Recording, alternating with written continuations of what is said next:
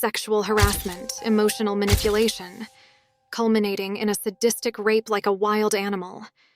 It started on a dating app and led to a long-lasting trauma that almost took away my hope of happiness. This is what happens when I try to find my life partner on a dating app.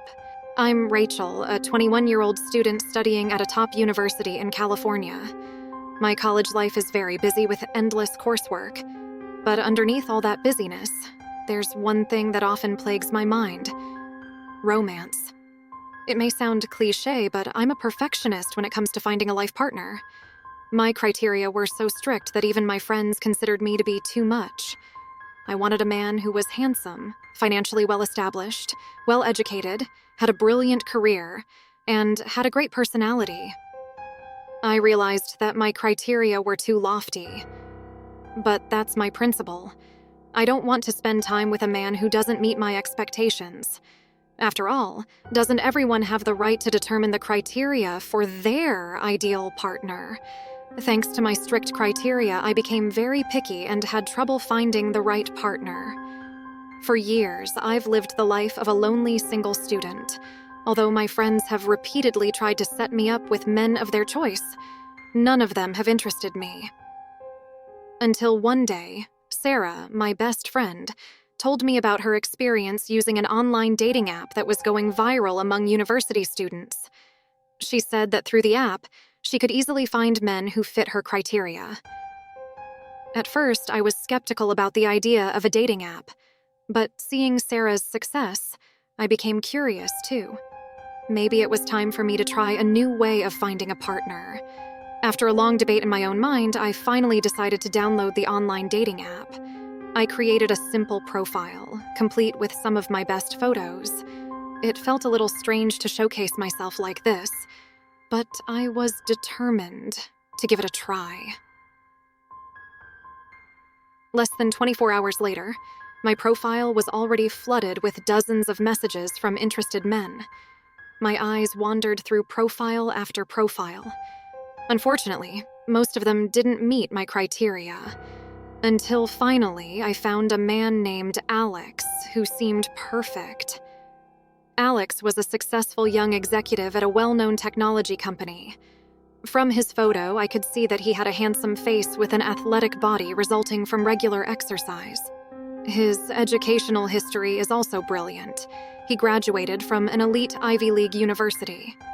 Without hesitation, I reciprocated and we engaged in a very pleasant conversation. Alex turned out to have a great sense of humor. He was also very good at complimenting and making me feel like the most special woman in the world. After our conversation had flowed so smoothly, Alex invited me to meet in person at a cozy little cafe in the city center. My heart was beating wildly. The moment I'd been waiting for had finally arrived. I prepared my appearance as best I could for our first date. I wore a pretty casual dress, a little makeup, and a spray of my favorite perfume. As soon as I arrived at the cafe, my heart felt like jumping out of my chest. Not long after, Alex came into the cafe looking very charming. All my criteria for an ideal man seemed to be realized in him. His smile, his laughter, his way of talking, everything was so alluring to me. We spent the evening chatting away. At the end of the date, my heart was filled with joy and new hope. I guess through this dating app, I finally found the ideal man I've been looking for. Alex is absolutely perfect. He seems to fulfill all my criteria. But unfortunately, all that happiness was only temporary. What followed was a bittersweet experience that completely changed my outlook on dating apps and romance in general. What followed was a tragic adventure that I had to go through. After that perfect first date, Alex and I continued our intense communication through the dating app. We messaged each other every day, sharing stories and jokes. My mind was completely focused on him. In my eyes, Alex was the ideal man I had been looking for. Less than a week later, Alex asked me out again. This time, he took me to his luxurious apartment in the city center. I agreed to his invitation without the slightest suspicion. How could I possibly think negatively about a man as perfect as Alex? Once at his apartment, Alex treated me very special. He served me expensive wine and delicious food. Romantic music accompanied the evening.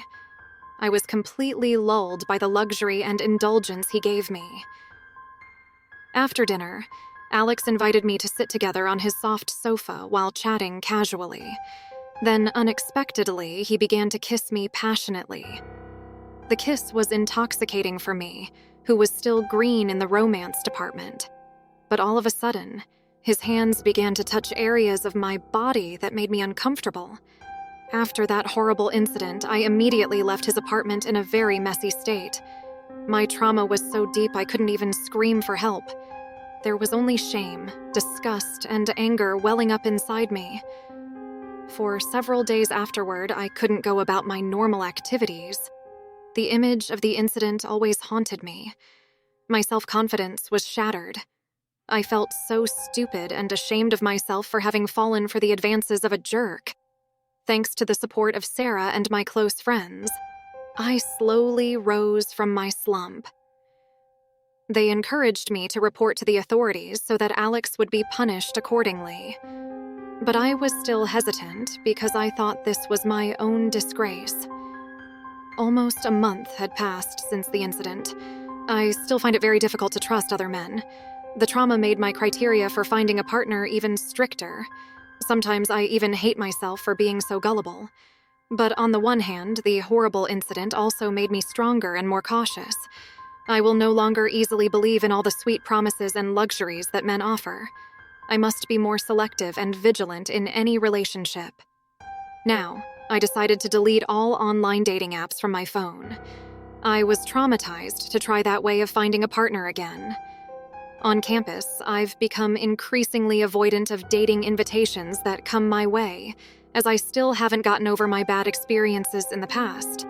But I knew I couldn't live in the shadow of trauma forever. Slowly but surely, I must learn to trust men again. It takes process and time to heal completely from this inner wound. The incident also made me appreciate my friendship with Sarah and my friends even more. They were always there for me when I was at my weakest. Without them, I might never have gotten back on my feet. From this bitter experience, I learned that no one is truly perfect in this world. My overly strict criteria had blinded me from reality. Men like Alex are everywhere. They just use their good looks to deceive women. In the future, I promise to be wiser in choosing a partner and won't be tempted by luxury alone. After that perfect first date, Alex and I continued our intense communication through the dating app. We messaged each other every day, sharing stories and jokes. My mind was completely focused on him. In my eyes, Alex was the ideal man I had been looking for. Less than a week later, Alex asked me out again. This time, he took me to his luxurious apartment in the city center. I agreed to his invitation without the slightest suspicion. How could I possibly think negatively about a man as perfect as Alex? Once at his apartment, Alex treated me very special. He served me expensive wine and delicious food. Romantic music accompanied the evening. I was completely lulled by the luxury and indulgence he gave me. After dinner, Alex invited me to sit together on his soft sofa while chatting casually. Then, unexpectedly, he began to kiss me passionately. The kiss was intoxicating for me, who was still green in the romance department. But all of a sudden, his hands began to touch areas of my body that made me uncomfortable. I tried to resist gently, but Alex paid no heed. Instead, he became even more passionate and started forcing me to take off my clothes. I started to get scared and screamed for him to stop, but Alex was like a demon possessed. He continued to treat me roughly.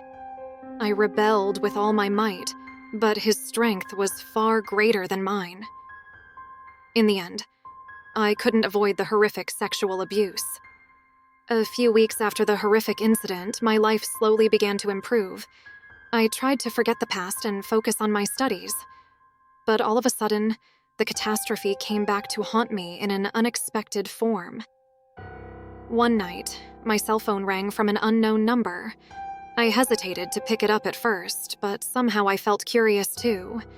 As soon as I answered, the voice on the other side seemed to make my blood freeze. "Hello, Rachel. It's me, Alex. I'm sorry for everything that happened. I'm really sorry and wanted to meet you to explain everything." My body shook violently at the sound of his voice. The bad memories came flooding back into my mind.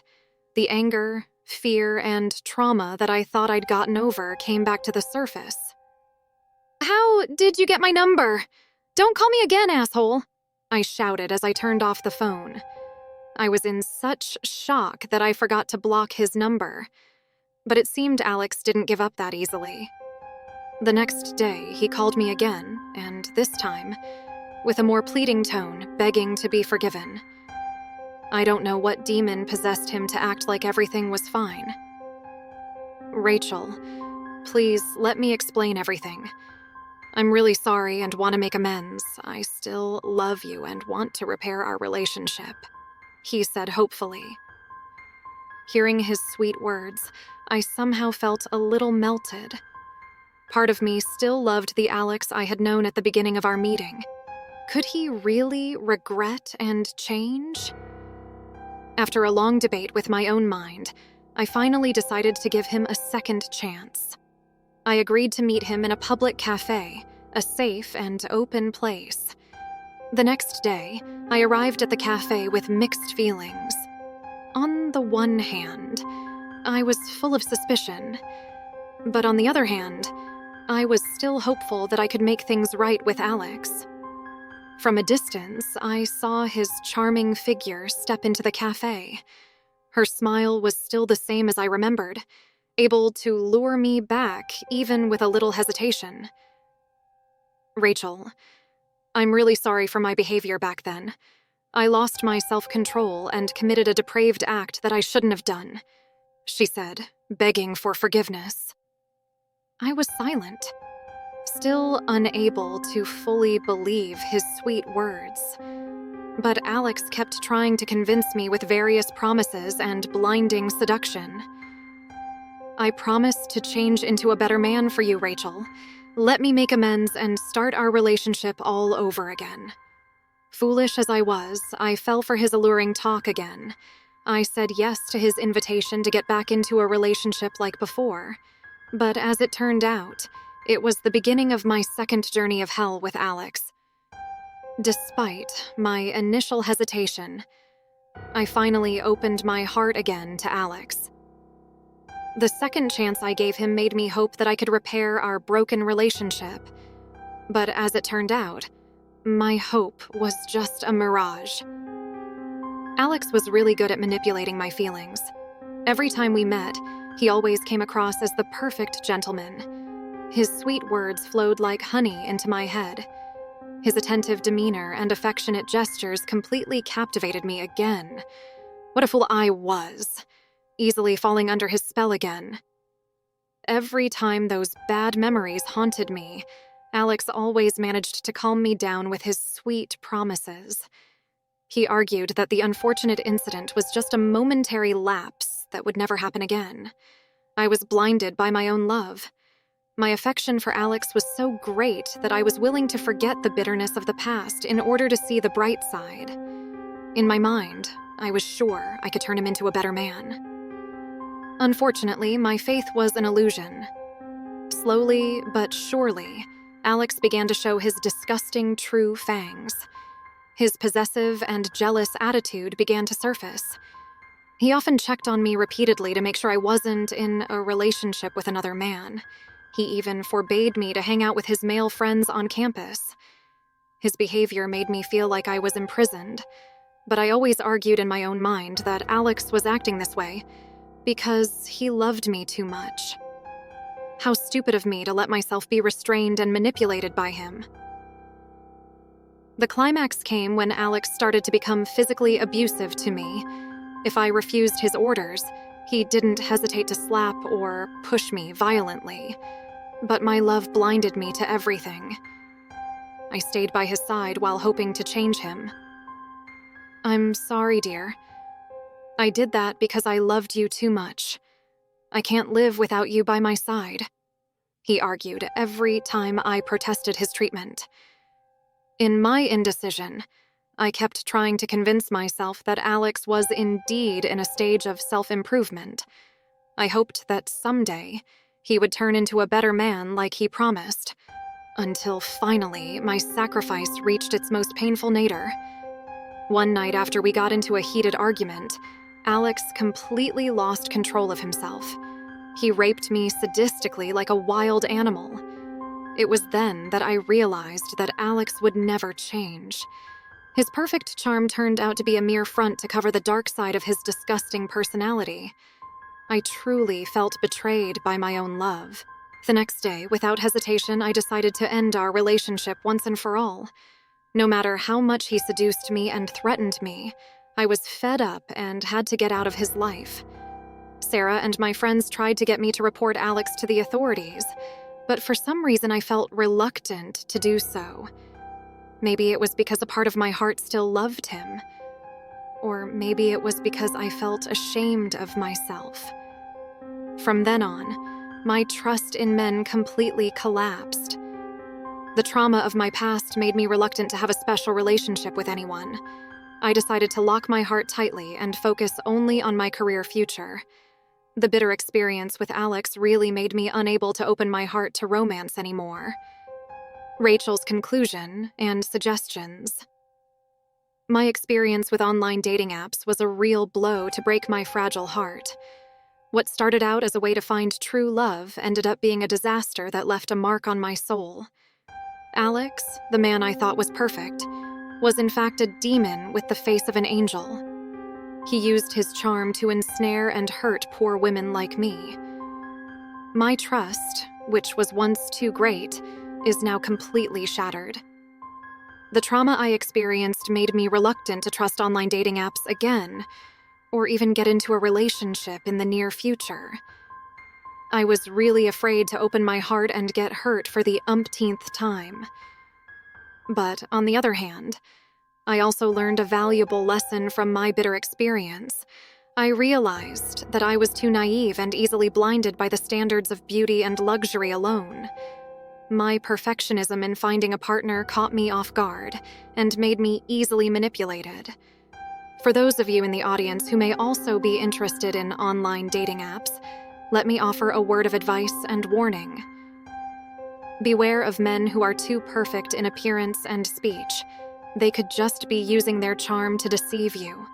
Never be lulled by all the sweet promises and special treatment given at the beginning of a relationship. Stay alert and keep your distance until you really get to know your partner's true personality.